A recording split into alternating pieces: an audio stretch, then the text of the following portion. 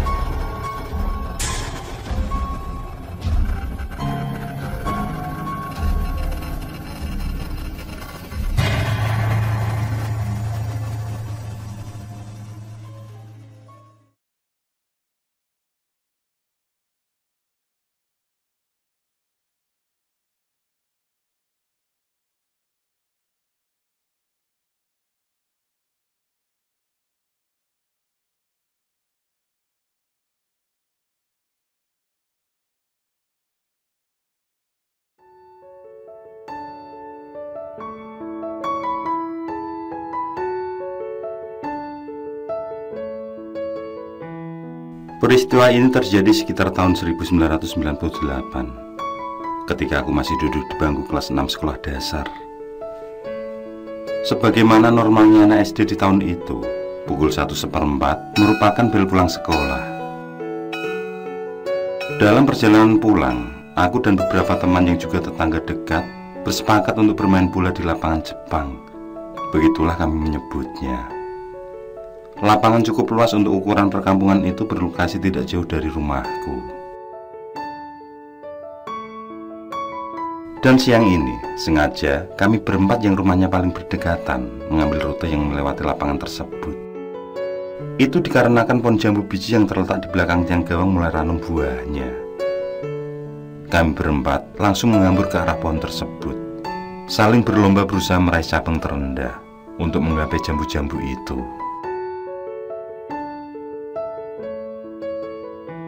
Suhaib yang pemanjat ulung di antara kami sudah tidak sabar.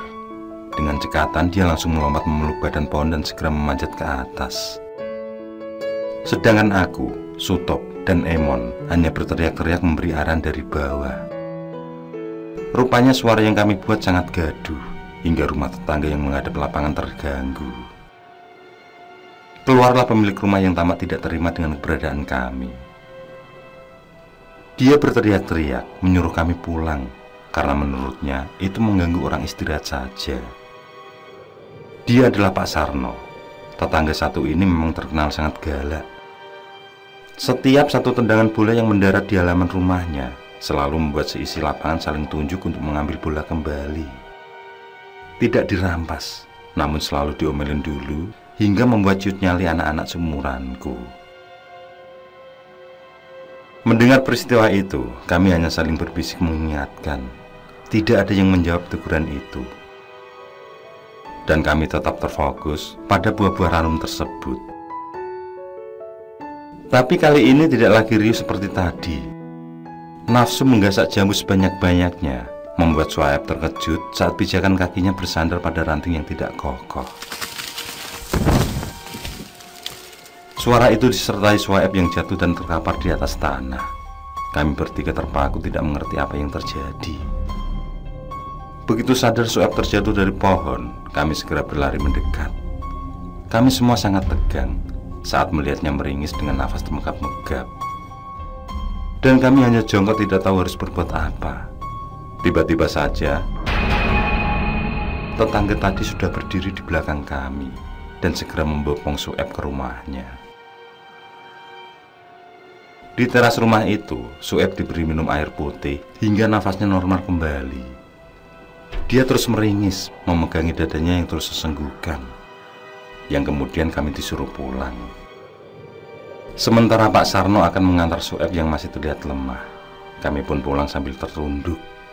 Tidak selera lagi makan jambu yang sudah kami wadahi dengan topi itu.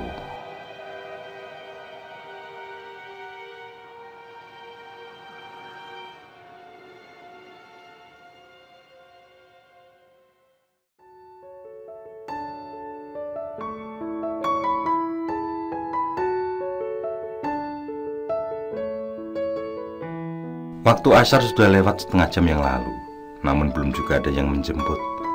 Biasanya, rombongan yang akan bermain bola selalu menjemput karena rumahku yang paling dekat dengan lapangan. Bola juga aku yang selalu membawa, tapi sore ini tampak sangat sepi. Tidak ada tanda-tanda temanku yang akan datang. Karena merasa tidak sabar, aku pun keluar rumah dengan menenteng bola. Sementara salah satu bola aku mainkan di sepanjang jalan. Biasanya, dengan memunculkan suara bola plastik yang ditendang-tendang dan menimbulkan suara khas yang bergesekan dengan jalanan, teman-teman pasti pada keluar rumah untuk berkumpul. Kemudian bareng-bareng berangkat menuju lapangan. Namun sore ini berbeda, kampung terasa sepi. Aku yang mulai kesal menjumpai Emon di warungnya. Aku mengajaknya menyatroni kawan lain untuk bermain di lapangan. Tapi dia menolak ajakanku dengan alasan ibunya melarang. Iya, semuanya ndak boleh main ke lapangan lagi. Nanti manjat-manjat pohon, jatuh lagi. Ibunya berucap dari dalam warung.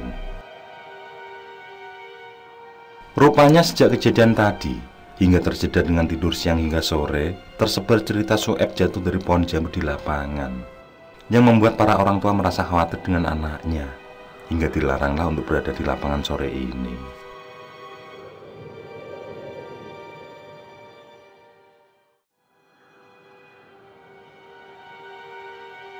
Karena kesal sendiri, berangkatlah aku memutari kampung, berharap bertemu dengan teman lain yang mau diajak bermain bola. Tapi hal sama aku temui, semua kawan-kawan lebih mengikuti nasihat orang tua mereka untuk tidak ke lapangan. Meski begitu, aku tetap menuju lapangan untuk bermain sendiri. Siapa tahu nanti ada yang bergabung jika aku bermain bola lebih dahulu.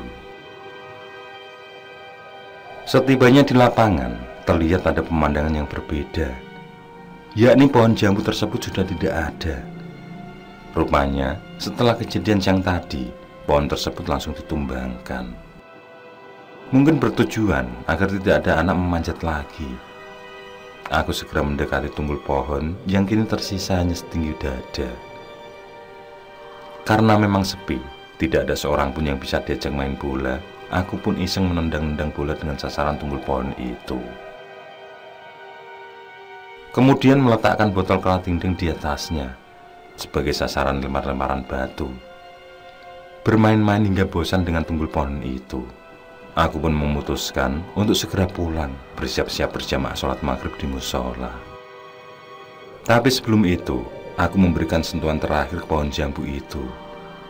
Aku kencingi terlebih dahulu sebelum memeluk bola dan pulang dengan kecewa. Itulah pemandangan yang sering terlihat, kencing sembarangan. Ketika asik di tengah bermain bola, pasti ada salah satu anak yang kencing. Maka dia akan berlari ke tepi lapangan, mencari tempat sembunyi atau sasaran untuk buang air kecil. Suatu keajaiban, hal tersebut pasti akan menular.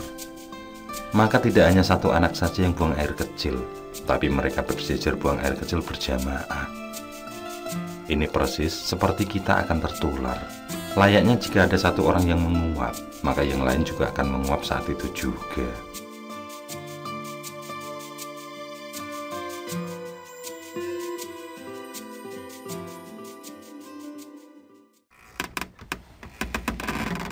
Aku terbangun kaget.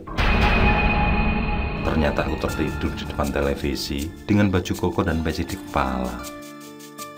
Dengan nanar aku melempar pandangan ke arah jam dinding, menunjukkan tepat jam 6. Terdengar cukup jelas wirid di speaker musola.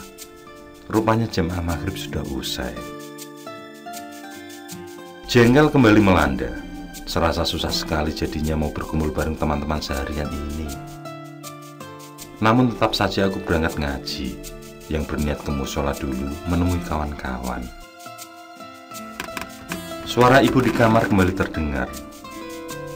Tempat sholat ibu itu berbentuk divan yang terbuat dari papan kayu. Karena lantai kami bukanlah dari keramik, namun masih tanah padat. Segera aku memohon izin untuk berangkat mengaji. Tanpa menunggu jawaban, aku pun menuju ke musola.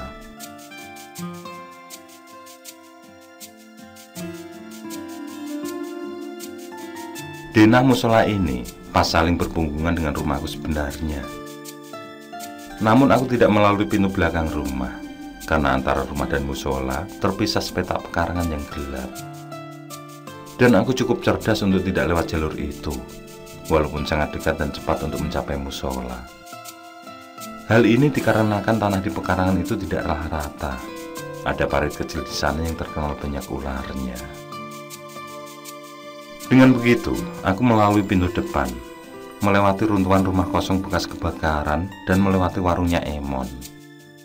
Kemudian belok kiri kembali ke arah timur melewati rumah Suep dan rumah Sutup. Barulah masuk pagar musola. Benar saja, di dalam musola tinggallah orang-orang tua yang masih berdoa bersama. Aku celingukan mencari-cari rombongan ngaji. Pastinya teman-temanku sudah pada jalan.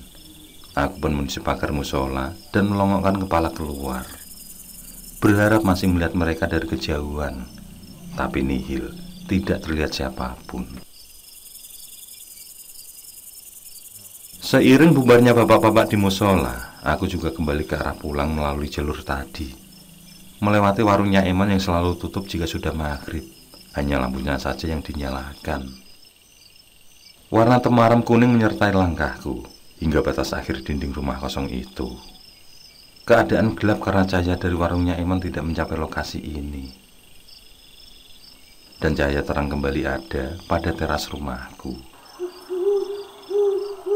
Cahaya temaram juga terlihat di pelataran rumah Gajah dan Jimbon, rumah yang lokasinya berhadapan dengan rumahku. Namun posisinya berada di atas. Maklumlah, aku tinggal di daerah pegunungan hingga kontur tanahnya berundak. Begitupun beberapa rumah juga dibangun secara berundak. Gajah dan Jimbon ini adalah kakak beradik. Gajah usianya terpaut 3 tahun di atasku, dan Jimbon adalah kakak tingkatku. Mereka merupakan teman dekat, namun mereka tidak pernah mau jika diajak main bola, karena itulah mereka tidak akrab dengan teman yang lain. Begitulah kehidupan sosial anak-anak, mempunyai selera dan sifat yang tidak sama. Rumah kosong bekas kebakaran itu hanya tinggal runtuhan, sehingga tidak benar-benar menelan cahaya. Satu-satunya cahaya adalah yang jatuh dari jendela kaca rumahku yang berada di dalam kamar mandi, dapur, dan kamar belakang. Di antara rumah kosong ini dengan rumahku terpisah dengan sepetak tanah kosong memanjang. Sepanjang jalan sempit ini ditanami pohon pisang hingga mepet rumahku. Dan ada 2 pohon belimbing Jawa yang tampak menyeramkan.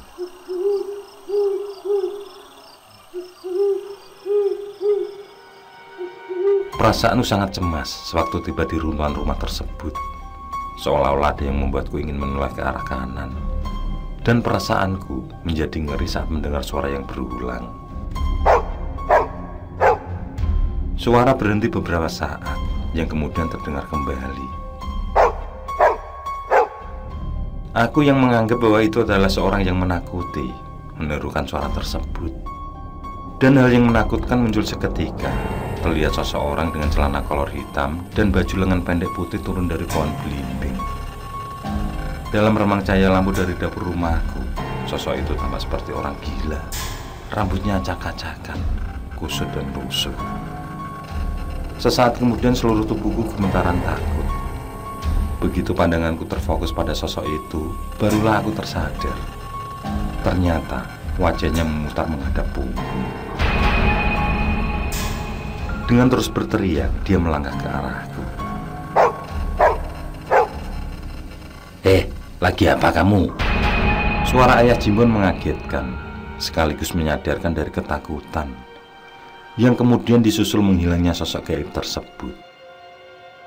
Dengan nafas tersengal-sengal dan masih tidak memahami apa yang baru saja aku alami, aku menanyakan tentang Gajah dan Jimbon, karena aku akan ngaji bareng mereka malam ini.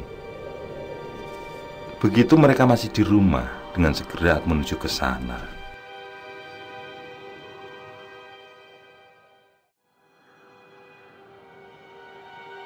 Setelah menghabiskan segelas air putih dan menunggu 2 kakak beradik itu bersiap, kami pun berangkat bertiga sambil ngobrol.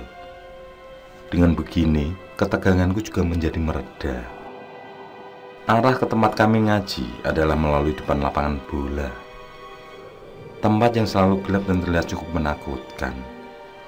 Hanya ada satu lampu jalan yang temaram, lampu yang menyorot hingga sampai ke pohon jambu berdiri. Mungkin jika harus melewati sendirian, aku memilih tidak melakukannya atau berlari seperti yang sering kami lakukan.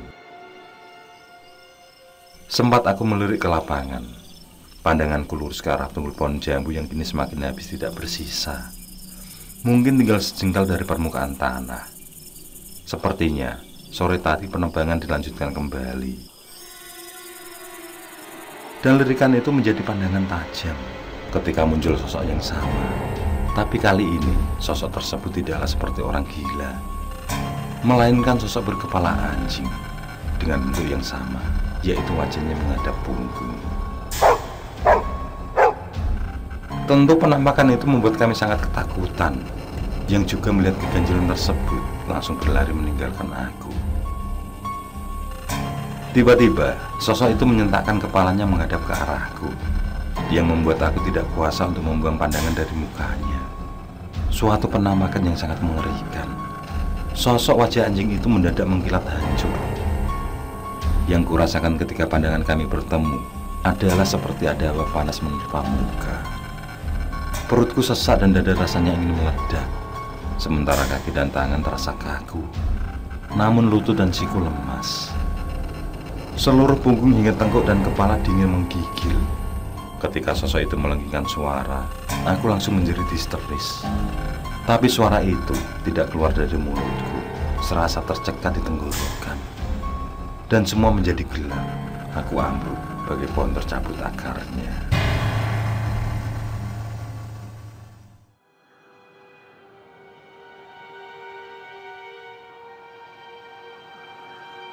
Sedetik kemudian aku tersadar bahwa aku sudah duduk di teras rumah Pak Sarno. Di sana sudah ramai tetangga menunggu aku sadar.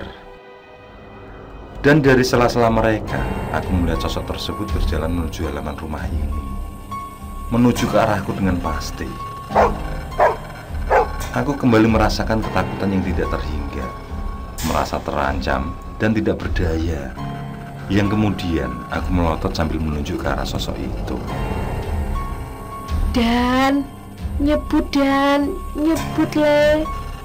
Suara itu terdengar terisak. Yang ada dalam pandanganku adalah wajah panik semua orang yang berada di sana. Dan di sela-sela barisan badan mereka, aku dapat melihat jauh bahwa sosok itu berjalan terseok-seok, perlahan mendatangi dengan penuh ancaman. Dalam ketegangan tersebut, tibalah Pak Ustadz, seorang jebolan pondokan yang juga mengajari ngaji anak-anak kampung, termasuk aku. Minum ini, Le. Pak Ustadz menyodorkan segelas air putih yang dengan lemah aku terima. Terasa kering sekali rongga mulut dan nyeri pada kerongkongan. Setelah itu, kesadaranku mulai pulih. Perlahan aku kembali berada di alam nyata.